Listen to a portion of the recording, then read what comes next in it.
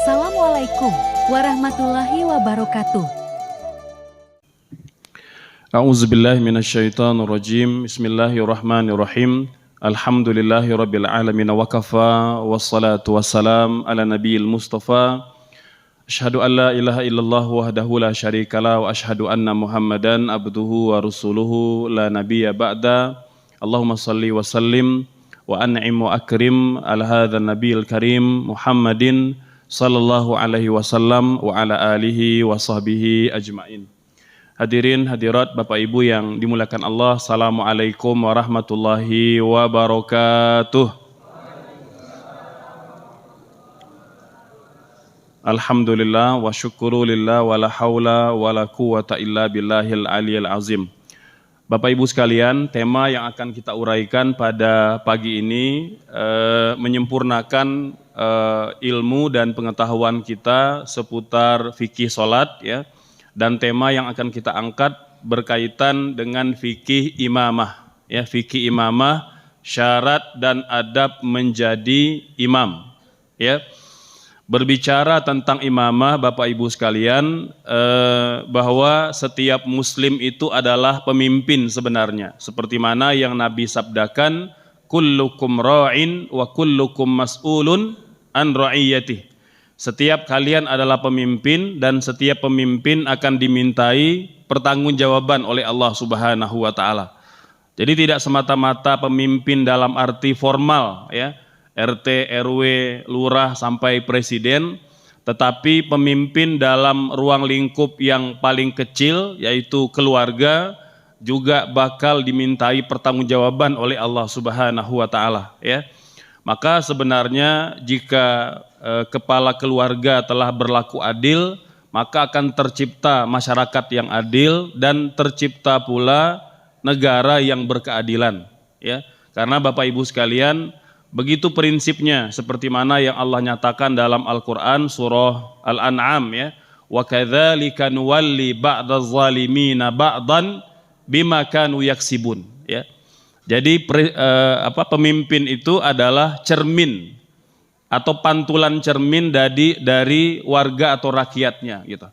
Kalau hari ini kita masih mendambakan atau masih merindukan ya munculnya pemimpin-pemimpin yang bertakwa, takut kepada Allah Subhanahu wa taala, maka itu harus dimulai dari keluarga. Harus dimulai dari keluarga. Maka ketika banyaknya kepala keluarga atau suami yang takut kepada Allah Subhanahu wa taala, akan muncul pemimpin-pemimpin yang juga takut kepada Allah Subhanahu wa taala. Karena begitu rumusnya Bapak Ibu. Itu sudah rumus yang Allah buat. Wa kadzalika nuwalli ba'daz zalimina ba'dan bima kanu yaksibun ya. Maka kepemimpinan di antara tema yang banyak diuraikan atau difirmankan oleh Allah dalam Al-Qur'an. Di antaranya adalah Al-Anbiya ayat 73. Allah berfirman, wa ja'alnahum a'immatan yahduna bi amrina wa auhayna ilaihim fi'lal khairat wa iqamas salah wa ita'az zakah wa kanu lana 'abidin. Jadi bicara kepemimpinan, kata Allah, memang di antara manusia itu ada pemimpin yang mengajak umatnya kepada kebaikan dan ada pemimpin pula yang mengajak umat kepada kehancuran. Seperti mana yang Allah nyatakan dalam Quran surah Al-Qasas ayat 41.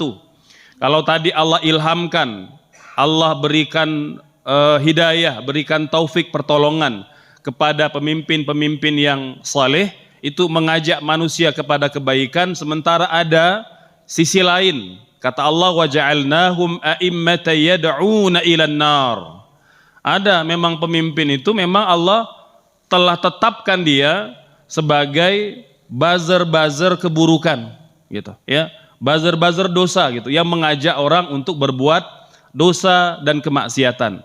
Wa yaumal qiyamati la yunsarun, dan pada hari kiamat kelak mereka termasuk pemimpin yang tidak akan ditolong ya, tidak akan Allah selamatkan dari azabnya gitu ya. Oleh sebab itu Bapak Ibu sekalian, memilih pemimpin itu bagian dari keimanan kita kepada Allah Subhanahu wa taala. Dia tidak semata-mata soal hingar-bingar politik atau demokrasi, tidak. Memang pemimpin itu diantara tema penting dalam kehidupan seorang muslim. Ini seperti mana juga yang terlihat dalam sirah para sahabat, Bapak Ibu sekalian, bahwa tatkala Nabi wafat itu pemulasaraan jenazah tertunda sampai beberapa jam, bahkan beberapa asar menyebut tertunda beberapa hari. Karena apa? Karena umat Islam sedang bermusyawarah memilih siapakah pemimpin setelah Nabi wafat, gitu. Maka ulama menyimpulkan bahwa ini menjadi gambaran kepada umat setelah mereka bahwa bicara kepemimpinan dia bicara hal penting. Dia berbicara salah satu pondasi dalam kehidupan kita beragama sekaligus bernegara. Oleh sebab itu Al-Imam Al-Mawardi, Bapak Ibu, ya, ini salah seorang ulama dunia bermadzhab Syafi'i, ya. Buku beliau di antara yang sangat terkenal adalah berjudul Ahkam Sultaniyah.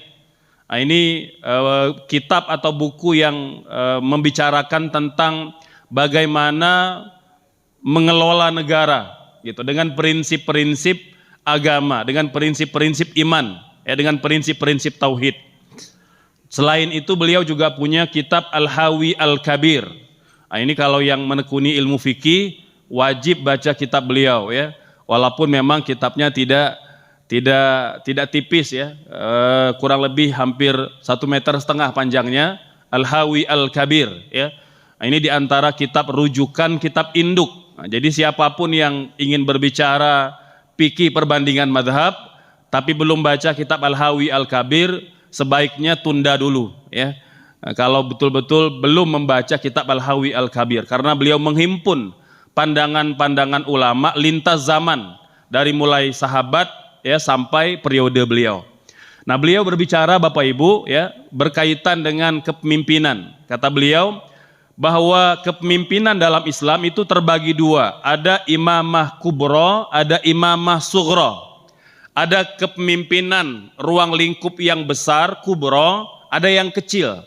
Nah, kalau berbicara tentang masyarakat, tentang negara, dia bicara imamah kubro, pemimpin tertinggi, gitu, ya. Kalau imamah sughra, ini imam dalam sholat, pemimpin dalam sholat, karena dia ruang lingkupnya kecil, ya.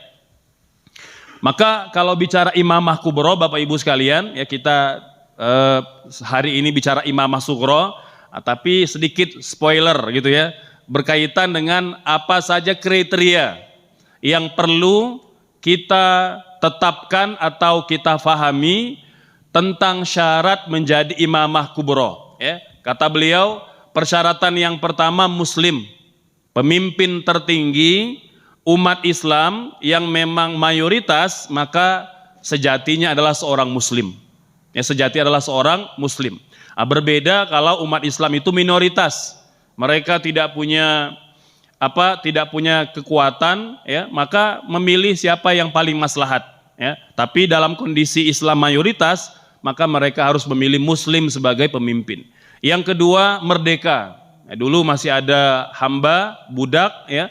Itu tidak boleh dipilih karena budak tidak mandiri, karena keputusan mereka itu bisa dianulir oleh majikannya, gitu. Yang ketiga, laki-laki, ya. Jadi kalau imamah kubro, pemimpin tertinggi, nggak boleh perempuan.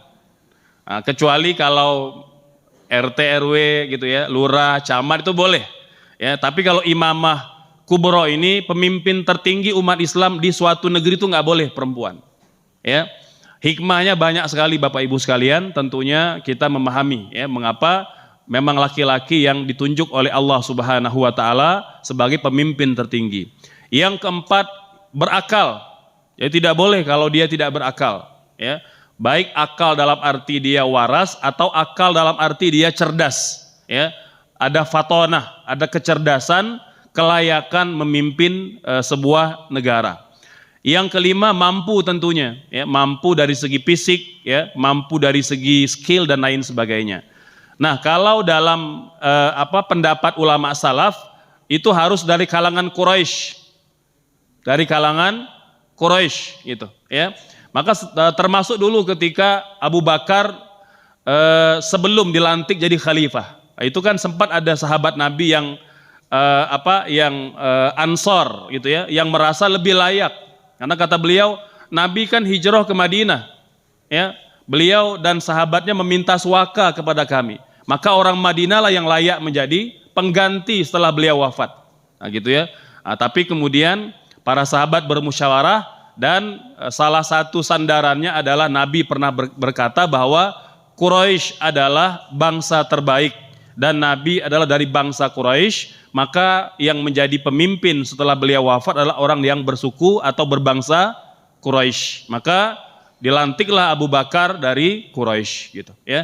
Nah, ini Bapak Ibu sekalian di antara sedikit penjelasan seputar uraian para ulama berkaitan dengan syarat imamah kubro. Walaupun persyaratan yang keenam ini masih didiskusikan ya, terutama dalam kondisi memang Islam itu sudah tersebar luas ya. Tapi tetap nanti menjadi pemimpin tertinggi umat Islam, nah gitu ya, di seluruh dunia. Jika sampai waktunya harus dari bangsa Quraisy, ya. Dan termasuk Bapak Ibu Imam Mahdi juga dari bangsa Quraisy, karena beliau adalah ahlul bait Rasulullah Sallallahu Alaihi Wasallam. Kemudian pemilihan imamah kubro ini dengan 3 cara, bisa dengan ahlul halli wal aqdi, ini pemilihan tertutup, gitu ya. Jadi ada sekelompok orang-orang yang memang berkumpul, orang-orang terbaik mewakili masyarakat untuk menunjuk pemimpin. Ya, ini seperti mana yang terjadi pada masa pelantikan Abu Bakar. Itu hanya sekelompok ya, para sahabat senior dan berilmu yang diajak berdiskusi. Yang kedua bisa pula melalui pewarisan. Nah, ini sistem kerajaan atau monarki gitu ya. Ini seperti yang dipraktekkan di beberapa negara Arab ya, seperti Arab Saudi ya, kemudian juga beberapa negara Teluk ya, itu juga masih menerapkan pewarisan. Yang ketiga berdasarkan kekuasaan. Ini bisa pemilu, bisa demokrasi dan lain sebagainya. Baik Bapak Ibu sekalian, ini imamah kubro ya. Adapun imamah sugro atau imam salat ya. Ini sebelum Bapak Ibu kita rincikan uraian para ulama mazhab tentang syarat dan adab menjadi imam. Ini 10 persyaratan umum. 10 persyaratan umum ya. Dan 10 ini kalau terpenuhi semuanya itu ideal Bapak Ibu. Ideal sekali ya. Walaupun tentu tidak semua dari 10 poin ini mampu kita penuhi ya. Nah, tapi kalau kita mampu memenuhinya itu lebih baik ya. Yang pertama, menjadi imam sholat haruslah beragama Islam. Jadi belum boleh orang yang belum beragama Islam, walaupun dia dekat, ya, dia dekat dengan kaum muslimin, atau dia mu'allaf, gitu ya. Mu'allaf Bapak Ibu sekalian, itu tidak semata-mata orang yang sudah mengucap 2 kalimat syahadat, ya. Mu'allaf itu dalam uraian para ulama ada kategori-kategorinya. Kategori yang pertama, orang yang baru masuk Islam, yang masih lemah imannya, ini mu'allaf. Kalau yang sudah kuat imannya bukan lagi mu'allaf. Walaupun dia baru masuk Islam atau bukan Islam sejak lahir, ya, sudah bukan mu'allaf. Makanya ulama nanti membatasi, ada yang nyebut 2 tahun, ada yang menyebut 5 tahun, ya. Kalau dia sudah melewati masa itu maka dia bukan lagi mu'allaf karena sudah kuat imannya, dianggap kuat imannya. Yang kedua, ada yang belum mengucap 2 kalimat syahadat tapi sudah ada indikasi mau beriman. Nah, ini mu'allaf. Mu'allaf juga walaupun belum mengucapkan 2 kalimat syahadat. Nabi banyak memberi zakat pada orang-orang seperti ini di Madinah. Mereka sudah dekat dengan Islam walaupun belum mengucap kalimat syahadat gitu. Karena memang mu'allaf itu kan artinya orang yang dipujuk hatinya untuk beriman kepada Allah Subhanahu wa taala. Nah, ini kategori yang kedua. Kategori yang ketiga, ada juga mu'allaf yang memang dia tidak bakal beriman kepada Allah Subhanahu wa taala. Tetapi tetap kita pujuk hatinya dalam 2 keadaan. Yang pertama, agar kita mendapatkan kebaikannya. Nabi banyak memberi zakat kepada non-muslim yang baik terhadap Islam. Artinya dia mempersilakan Nabi berdakwah pada kaumnya walaupun dia belum mau beriman. silakan Anda berdakwah kepada kabilah saya, silakan. Dia mudahkan, dia berikan jalan. Nah, ini mu'alaf juga Bapak Ibu sekalian. Ada mu'alaf jenis yang lain yang tidak terlihat akan beriman, tapi Nabi bimbang kejahatannya. Nabi takut kejahatannya. Bapak Ibu, Madinah itu kan diapit oleh beberapa kabilah yang sampai Nabi wafat itu ada yang belum beriman kepada Allah Subhanahu wa taala. Ada dari kalangan begal-begal Arab itu banyak yang tinggal di sekeliling kota Madinah. Maka Nabi berikan zakat kepada mereka, ya, dan Nabi tidak berharap mereka masuk Islam karena memang tidak terlihat ada indikasi mereka mau beriman. Tapi Nabi bimbang kejahatan mereka. Nabi berikan zakat kepada mereka dalam rangka antisipasi kalau mereka berkomplot dengan orang-orang munafik Madinah atau berkomplot nanti dengan musyrikin Mekah. Subhanallah. Ya, jadi Bapak Ibu sekalian, kalau DKM Nurul Masyrik misalnya nanya, Ustadz boleh nggak ngasih zakat ke begal? Boleh Bapak Ibu sekalian. Ya, baik dengan harapan dia masuk Islam atau karena bimbang kejahatannya, boleh diberikan zakat gitu. Ya, nah, ini kalau misalnya memang ada alokasi ke situ, gitu ya. Nah ini Bapak Ibu sekalian, Muslim menjadi persyaratan mutlak dalam bab sholat, gitu. Yang kedua, berakal. Nah, jadi yang belum berakal, walaupun dia sudah dewasa, kan ada yang mungkin karena suatu penyakit ya tidak tumbuh atau tidak berkembang otaknya, maka dia tidak berakal, terganggu akalnya, maka tidak boleh menjadi imam sholat Bapak Ibu sekalian. Ya. Yang ketiga, baligh. Nah, baligh ini artinya kematangan fisik, ya.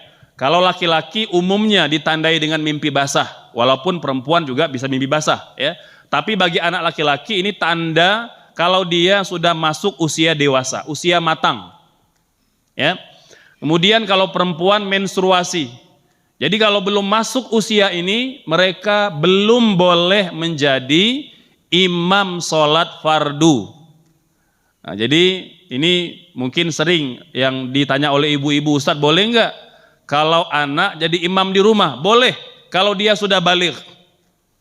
Kalau anak belum baligh, ibu-ibu, tidak boleh jadi imam sholat fardu.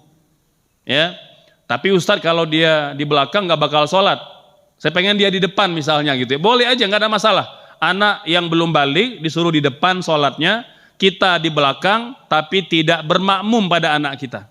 Tetap kalau memang tidak ada yang baligh di rumah, suami ke masjid, maka ibu sholatnya, niatnya sholatnya sendiri, tidak bermakmum, karena tidak sah bermakmum kepada anak yang belum baligh.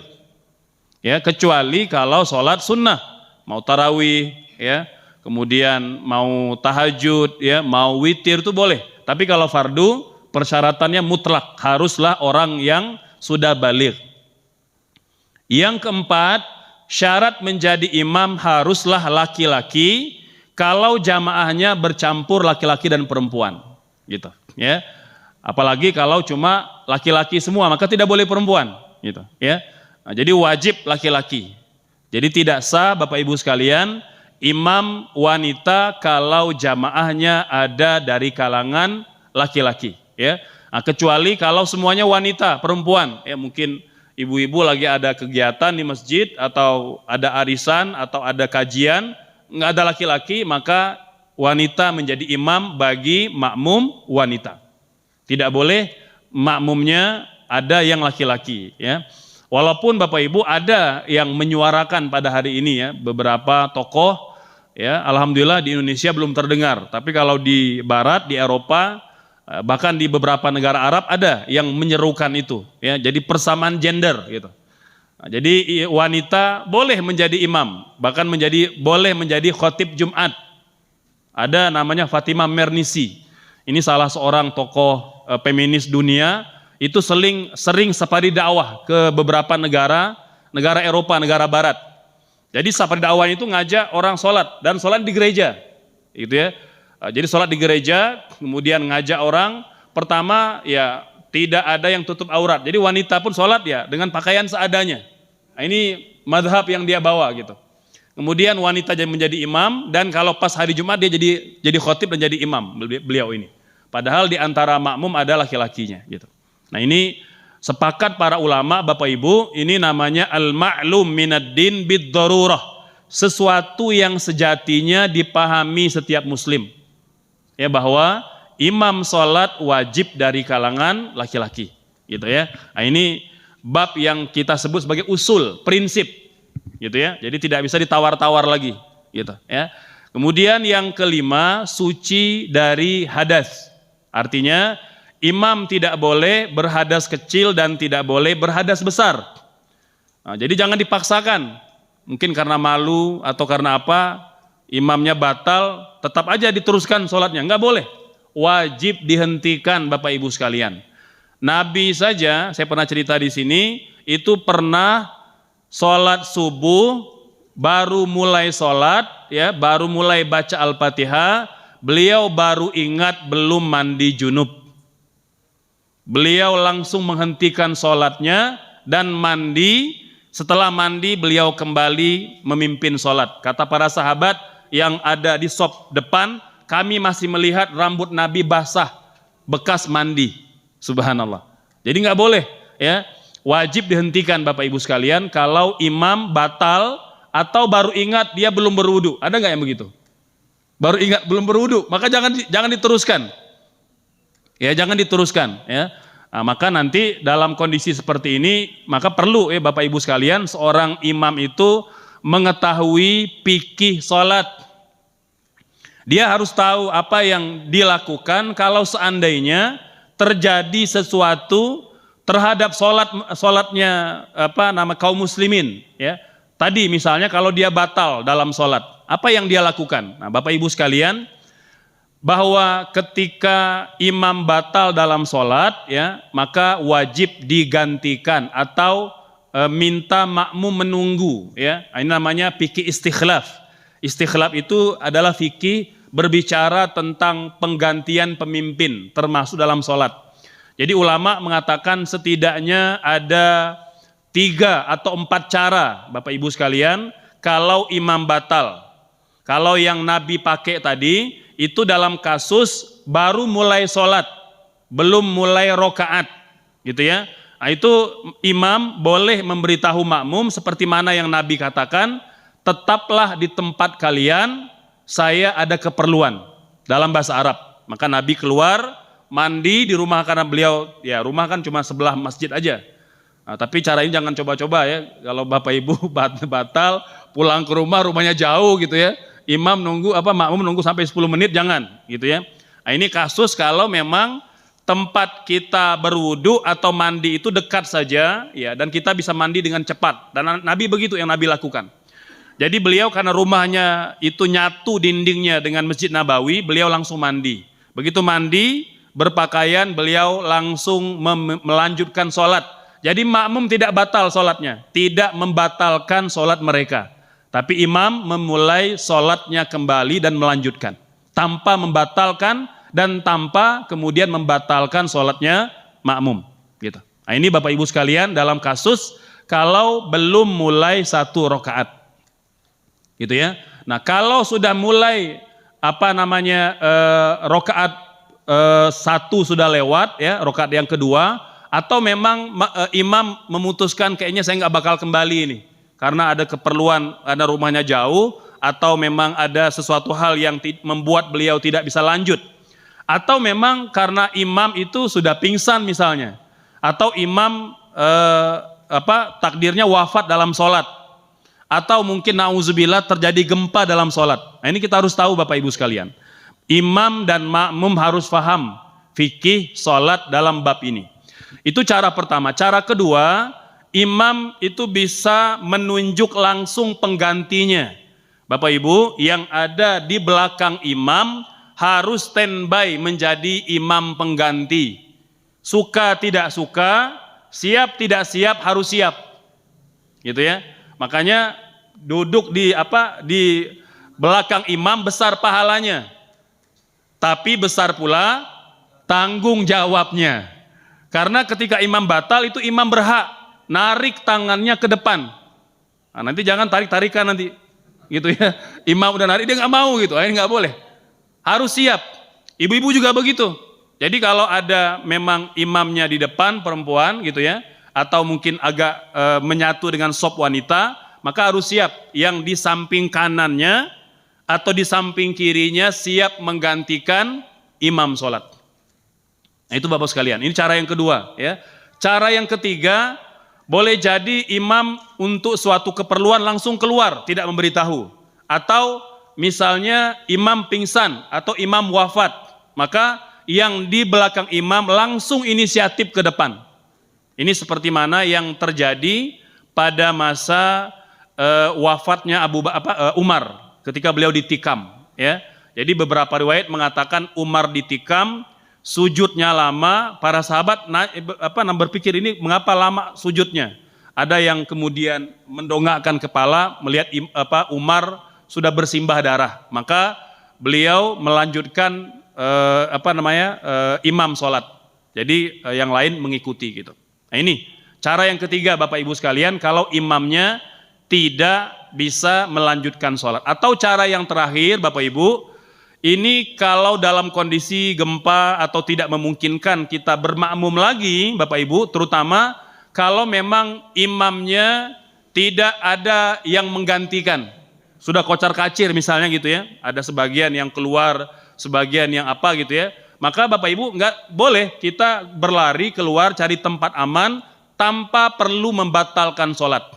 Nanti di tempat yang aman kita sempurnakan sholatnya tanpa membatalkan. Nauzubillah ya, semoga tidak terjadi. Tapi kalau seandainya terjadi, maka kita harus paham apa yang boleh kita lakukan. Kalau mau dibatalkan tidak ada masalah, artinya kita nanti nyari tempat aman mengulang sholatnya. Tapi ini kan boleh jadi kita memutuskan untuk tetap melanjutkan sholat. Maka Bapak Ibu sekalian, tinggal kalau di masjid ya tinggal kita lanjutkan sendiri, atau cari tempat aman dulu ya, tempat yang aman untuk kita dan keluarga kalau kita bawa anak-anak misalnya, dan lanjutkan sholat tanpa membatalkannya. Ulama mengatakan gerakan yang banyak yang terjadi dalam rangka menghindari bahaya ya, artinya ya masih bisa ditolerir lah gitu ya. Kalau cuma dari depan ke luar itu masih bisa ditolerir. Ulama mengatakan masih boleh melanjutkan sholat. Yang tidak boleh kalau sudah lari ke rumah gitu ya, sudah berpuluh-puluh meter gitu ya, nanti kita lanjut di rumah itu nggak bisa, karena sudah ada jeda yang panjang ya. Jadi kalau jedanya pendek, hanya beberapa detik atau menit, itu masih diperbolehkan menyempurnakan sisa rokaat atau sisa gerakan sampai mengucapkan salam. Nah ini Bapak Ibu sekalian, fikih istikhlaf yang kita perlu tahu gitu ya, baik imam maupun makmum. Yang ketujuh, bukan bagian dari makmum, karena nggak boleh ya, imam itu harus di depan. Kemudian yang kedelapan, tidak ada uzur ya, tidak ada uzur, artinya ya jangan sampai kita menunjuk imam yang betul-betul ada uzurnya, mungkin karena sudah sakit gitu ya, dibimbangkan nanti tidak bisa memimpin sholat gitu ya, tidak boleh.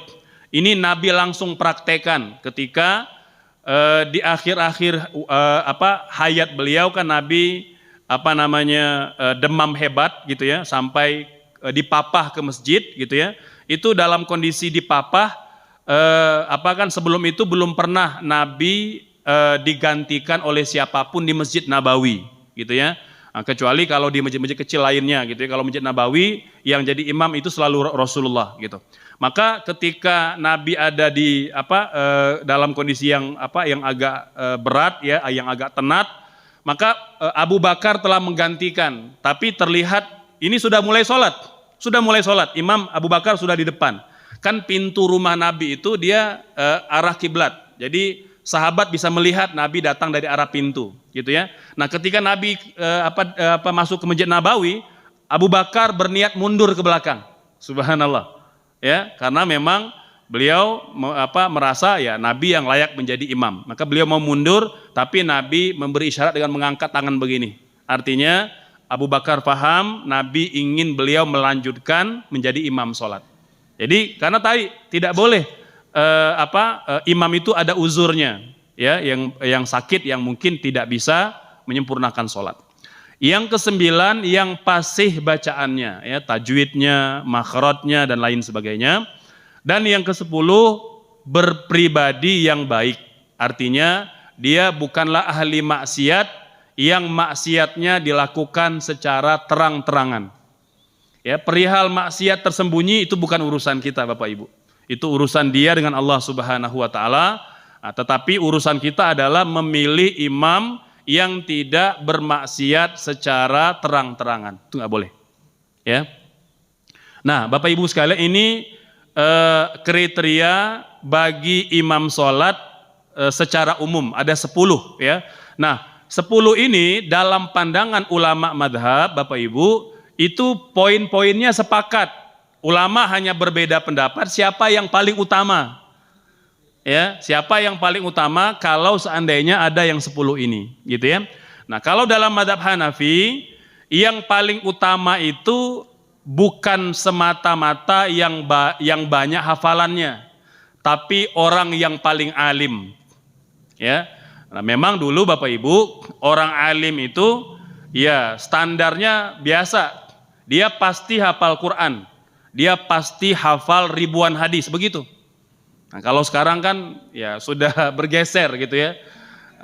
Kadang ya hanya semata-mata dia punya pesantren gitu ya, atau dia anak kiai, maka dia sudah dianggap orang alim gitu ya. Kalau dulu, kalau alim itu sudah biasa, dia pasti hafal Quran, dia pasti hafal ribuan hadis, dan dia tahu ilmu-ilmu dasar memahami Quran dan memahami hadis gitu ya. Nah, ini dalam madhab Hanafi. Baru nanti setelah itu orang yang paling bagus bacaan dan tajwidnya, orang yang paling waro, nanti juga dipertimbangkan orang yang paling berusia, ya, nanti orang yang paling berakhlak. Nah, dalam madhab Hanafi pemimpin negeri atau hakim ya di sebuah negeri itu juga berhak atau layak menjadi imam, tapi urutannya urutan yang akhir, gitu ya. Nah, ini berbeda Bapak Ibu dalam madhab Maliki, dalam madhab Syafi'i, ya, dan dalam madhab Hambali. Jadi mayoritas 3 madhab Maliki, Syafi'i, Hambali mengatakan yang paling utama itu pemimpin menjadi imam. Ya, maka kalau ada RT, RT jadi imam. Ya, kalau ada RW, RW jadi imam.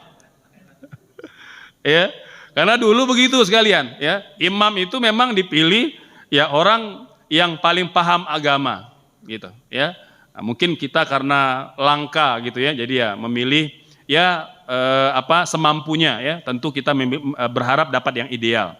Jadi hanya berbeda urutan saja. Ya, jadi kalau dalam madhab Maliki, Syafi'i, Hambali mengutamakan pemimpin, ya, pemimpin. Kemudian nanti baru imam rawatib. Nah, imam rawatib ini imam tetap. Nah, jadi imam yang dilantik oleh DKM, masyarakat, yayasan atau lembaga menjadi imam tetap. Nah, ini seperti mana yang juga dipraktekkan di negara-negara Arab. Jadi imam tetap, ya, Syekh Sudais, ya, Syekh Al-Huzaifi, ya, Syekh Ali Basfar dan lain sebagainya. Itu imam-imam yang ditunjuk, gitu ya. Nanti ada imam ada imam utama, nanti ada imam cadangan gitu ya. Kan dia banyak, ada puluhan kalau di negara-negara Arab itu. Kemudian nanti juga dipertimbangkan yang paling faqih, yang paling bagus bacaannya ya. Nah, ini Bapak Ibu sekalian, secara umum 2 madhab Maliki dengan Hambali ini sama ya. Hanya saja dalam madhab Syafi'i ada sedikit detail Bapak Ibu sekalian. Jadi setelah pemimpin negeri, imam rawatib itu lebih utama penduduk lokal, bukan pendatang, bukan musafir. Itu lebih utama jadi imam, gitu ya.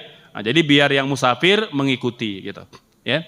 Kemudian yang paling faqih tentang sholat, yang paling bagus bacaan dan tajwid, kemudian yang paling warok. Nah, kalau di tempat itu banyak mu'allaf, maka yang paling dulu keislamannya.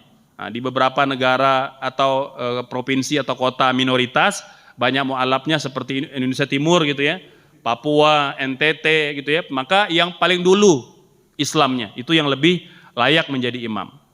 Atau yang paling mulia nasabnya ya, dari kalangan zuriat Rasulullah ya, dari kalangan habaib ya, dari kalangan baik itu Alawiyah, Alawiyin ataupun yang luar Alawiyin gitu ya. Kemudian yang paling baik sejarah hidupnya. Mohon maaf Bapak Ibu sekalian, kita kan tentu ada masa lalu gitu ya, yang kita coba simpan atau yang Allah tutup ya. Maka dalam mazhab Syafi'i, pilih yang paling baik sejarah atau track record kehidupannya gitu ya, yang jejaknya ya bersih lah gitu ya. Bukan mantan pemabok, mohon maaf ya, mantan mungkin pemain judi dan lain sebagainya gitu ya. Nah, ini lebih utama, walaupun ya tentu sangat menyesuaikan dengan kondisi setiap tempat. Kemudian juga mempertimbangkan yang paling baik penampilannya. Punten, dalam mazhab Syafi'i itu nggak boleh yang dekil, yang kucel itu nggak boleh jadi imam. Ya, jadi harus rapi Bapak Ibu sekalian. Maka ini juga himbauan untuk kita semua Bapak Ibu, karena kata Imam Asy-Syafi'i, perintah memakai pakaian terbaik itu perintah Allah. Dalam Quran kan, khuzu zinatakum inda kulli masjidin. Pakailah perhiasan pakaian terbaik ketika ke masjid. Gitu ya. Nah, ini artinya yang memang wajar gitu ya.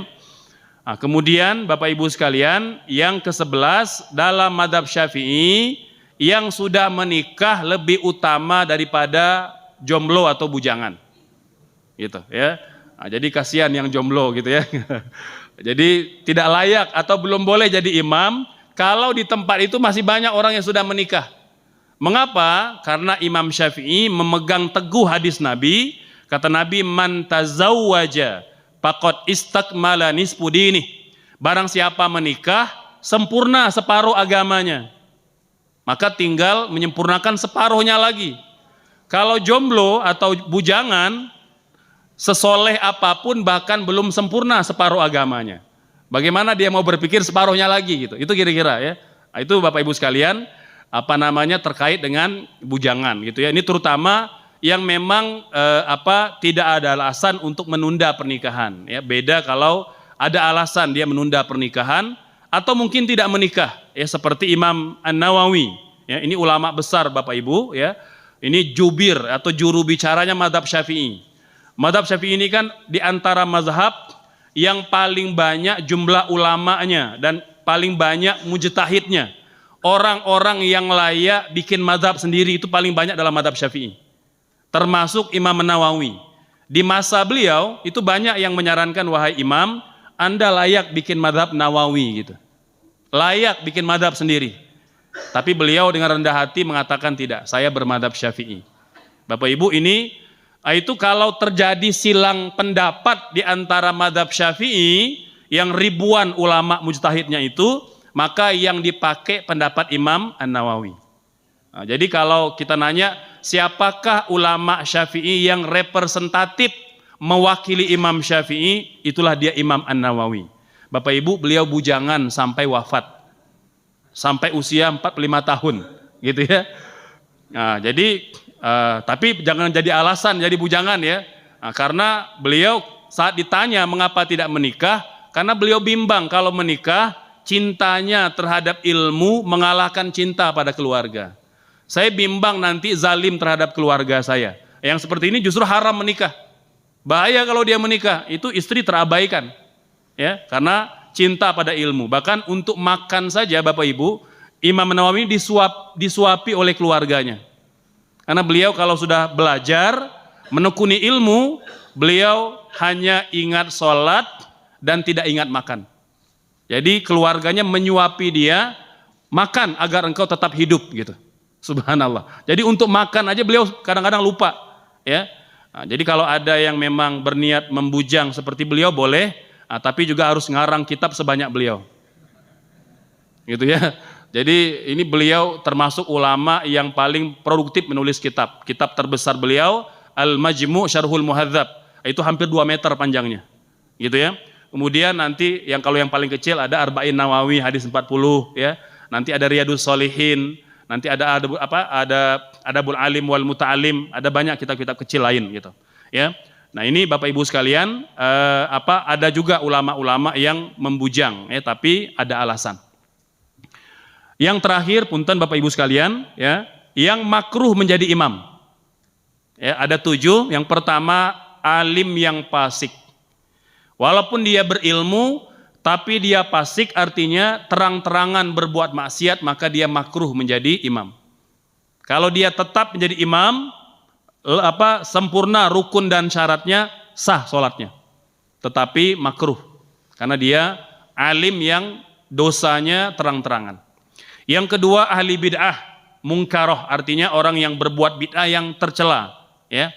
Kemudian yang ketiga, tunanetra, makruh Bapak Ibu sekalian. Boleh jadi imam tapi makruh. Mengapa? Karena dia kan tidak bisa melihat, karena boleh jadi ada najis pada pakaiannya yang dia tidak tahu. Maka makruh menjadi imam. Imam yang tidak diridhoi jamaah. Nah, gitu nggak boleh, makruh sekalian. Nah, ini ada tokoh kontroversi di tempat kita, itu nggak boleh jadi imam. Karena dia tidak diridhoi jamaah gitu. Ya. Nah, kemudian imam yang cadel dalam bacaannya, nah, gitu ya, ini makruh. Walaupun Bapak Ibu tetap ulama mengatakan sah sholatnya. Kalau cadelnya itu ya masih bisa ditolerir, gitu ya. Dalam madhab Syafi'i Bapak Ibu sekalian, tidak disarankan mufarokoh, meninggalkan jamaah. Itu opsi terakhir sekali. Kalau sudah betul-betul berat kesalahannya, ya, karena Bapak Ibu meninggalkan jamaah dalam sholat itu implikasinya besar. Makanya kata para ulama, kalaupun dia cadelnya ya masih bisa ditolerir, itu tetap sah sholatnya karena yang imamnya yakin sholatnya sah. Jadi selama imam itu yakin sholatnya sah, maka sah pula sholat makmum. Sekalian ya, itu dalam madhab Syafi'i. Selama imamnya yakin, walaupun dia bacanya mohon maaf ya, mungkin tidak semua gitu ya. Kan kalau masyarakat Sunda agak susah nyebut melafalkan huruf jim ya. Misalnya ijajul jilatil misalnya, ini sebagian enggak semua gitu ya. Kalau orang Jawa kan kadang ada yang tidak bisa nyebut ain ya, nga misalnya ya. Alhamdulillahirabbil ngalamin misalnya begitu ya. Enggak semua tapi ada gitu ya. Atau orang Sumatera kayak saya ya, dulu itu susah membedakan mana huruf H pedas ya, H kecil, mana huruf H. Karena memang sama aja di Sumatera itu huruf H dan huruf H itu sama. Nah, ini cadel ya, kata ulama yang seperti ini masih tetap dianggap sah kalau imamnya meyakini sholatnya sah. Subhanallah. Jadi hanya bacaan yang sangat buruk lah yang membuat kemudian kita itu boleh mufaroqah. Kemudian imam yang tidak fasih makhraj dan tajwid, tetap sah Bapak Ibu sholatnya, tapi makruh.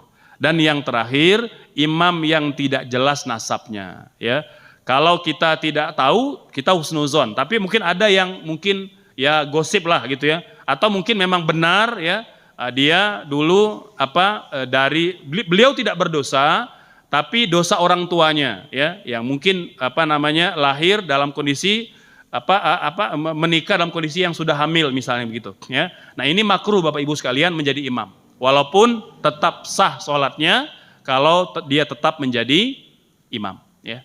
Baik Bapak Ibu sekalian, demikian penjelasan pada pagi ini, semoga dapat kita amalkan dan semoga melengkapi pengetahuan kita dalam bab sholat ya, dan semoga pula menjadi bagian dari cara kita untuk memakmurkan bulan Rajab, bulan yang mulia.